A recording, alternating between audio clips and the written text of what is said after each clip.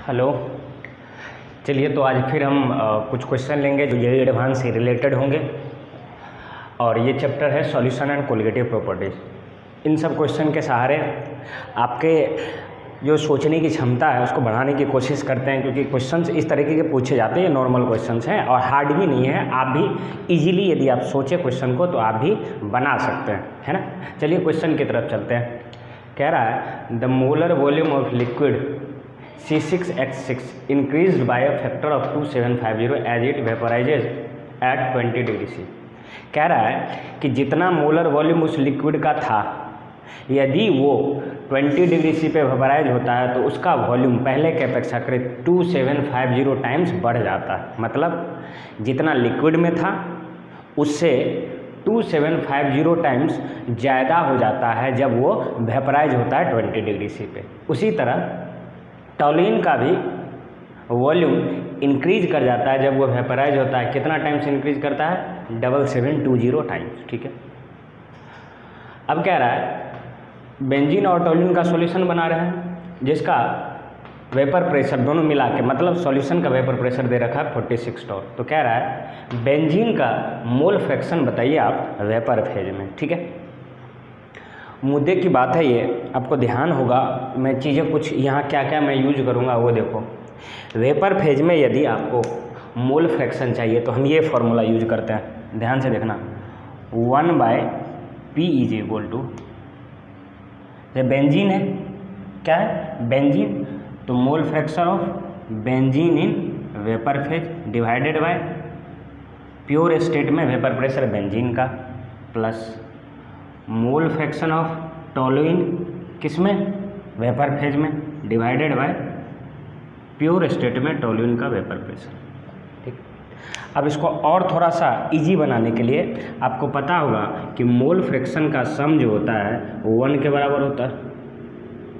तो इसको यदि आप यूज करेंगे तो हम एक वेरिएबल में इक्वेशन ले आएंगे। ठीक है, कोई दिक्कत नहीं। ये क्या है? टोटल वेपर प्रेशर जो कि दे रखा है 46 टॉर। ये क्या है? प्योर स्टेट में वेपर प्रेशर बेंजीन का। ये क्या है? टॉल्यूइन का वेपर प्रेशर प्योर स्टेट में।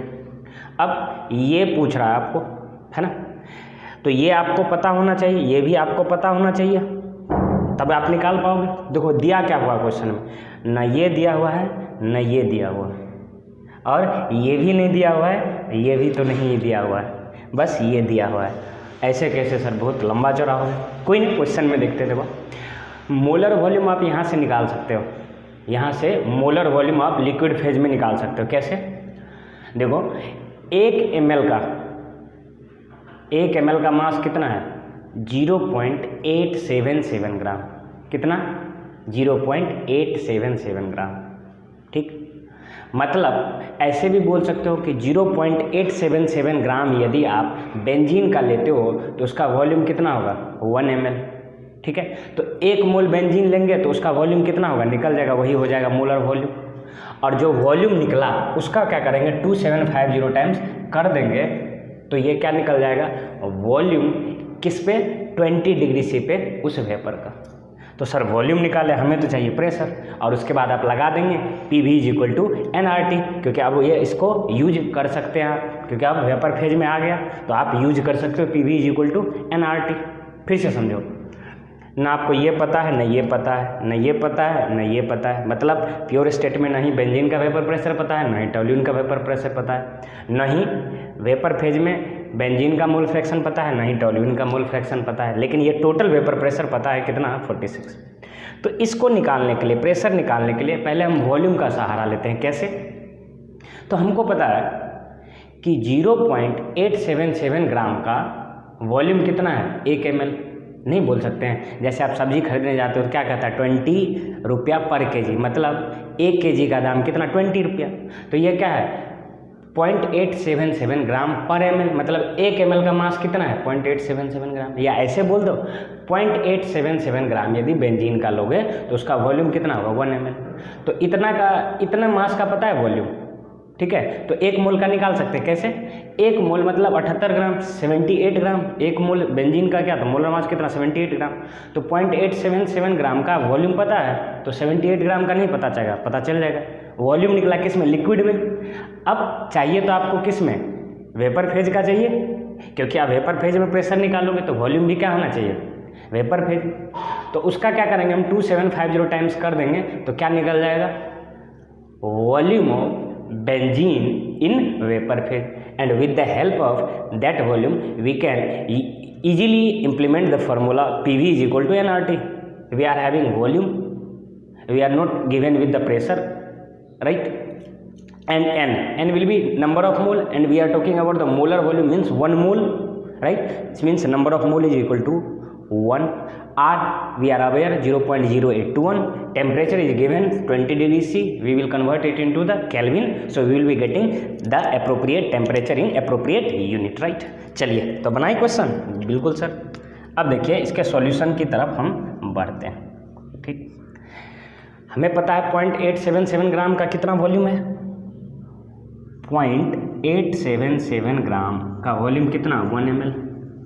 तो 78 ग्राम का कितना, 1/0.877 मल्टीप्लाइड बाय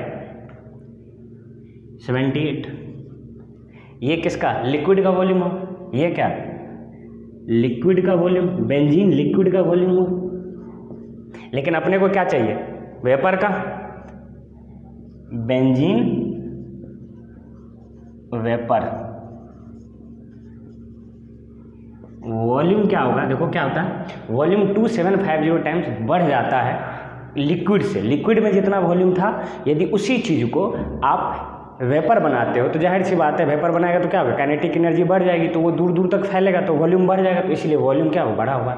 तो हम चाहते हैं अब कि वेपर फेज में क्या वॉल्यूम होगा, तो वॉल्यूम कितना होगा, देखो 78 डिवाइडेड बाय 0.877 मल्टीप्लाइड बाय कितना, 2750, ये निकल गया वॉल्यूम किसमें, बेंजीन वेपर का वॉल्यूम 20 डिग्री सी पे।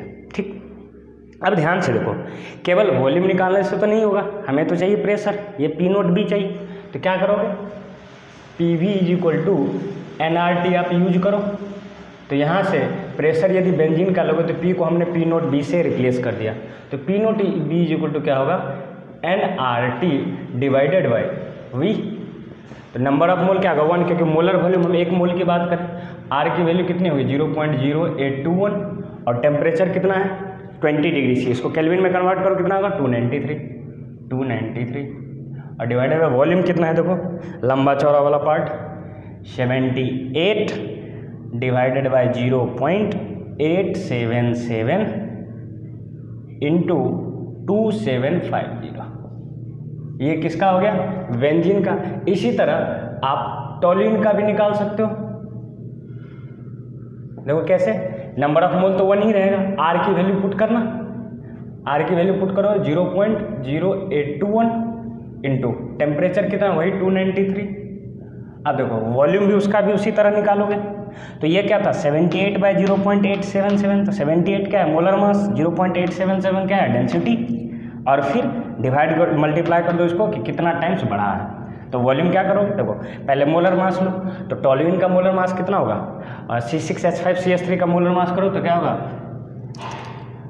निकाल के मैं बता दे रहा हूँ, देखो C6H5CH3, देखो कैसे निकलेगा, 72 और 12, ये देखो ये प्लस 5 and 3 8, देखो कितना आएगा, 292 है, कितना है 92, किसका, टॉल्यूइन का।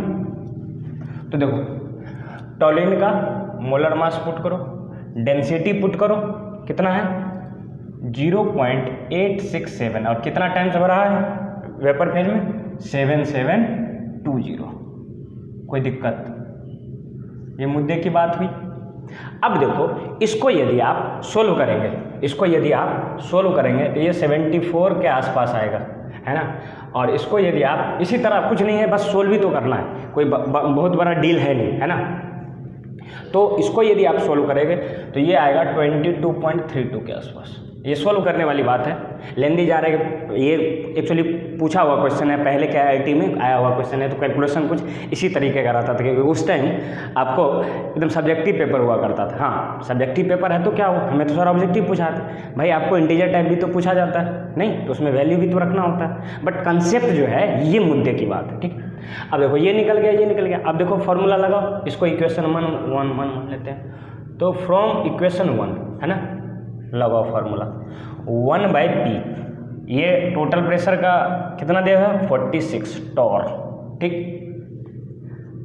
अब देखो ये 46 टॉर है और ये यूज कर रहे हो आप, ये वाला जो यूज कर रहे हो ये ATM में है, तो ध्यान से देखना 760 टॉर इज इक्वल टू, एक मैं कन्वर्जन आपको बता रहा हूँ, 760 torr is equal to 1 ATM होता है। कितना होता है 1 ATM, बोलो तो 46 टॉर इज इक्वल टू कितना ATM होगा, बोलो 1/760 इंटू 46, मतलब 46 डिवाइडेड बाय 760 क्या हो जाएगा, बोलो।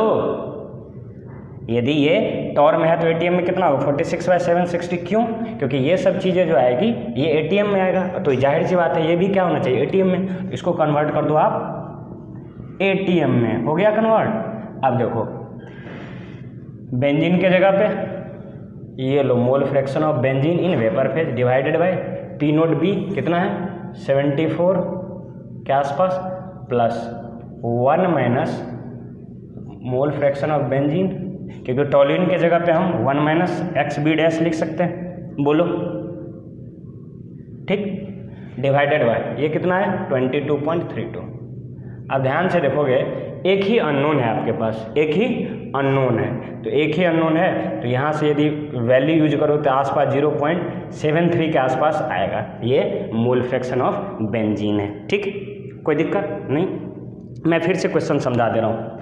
हमें पूछ रहा है कि वेपर फेज में मोल फ्रैक्शन ऑफ बेंजीन क्या होगा, तो वेपर फेज में यदि आपको मोल फ्रैक्शन निकालना तो ये फार्मूला लगाना 1 divided by total pressure is equal to vapour phase में किसी कंपोनेंट का मोल फ्रैक्शन डिवाइडेड बाय उसी कंपोनेंट का प्योर स्टेट में वेपर प्रेशर, प्लस दूसरे कंपोनेंट का वेपर फेज में मोल फ्रैक्शन डिवाइडेड बाय उसी कंपोनेंट का प्योर स्टेट में वेपर प्रेशर। तो ये फॉर्मूला।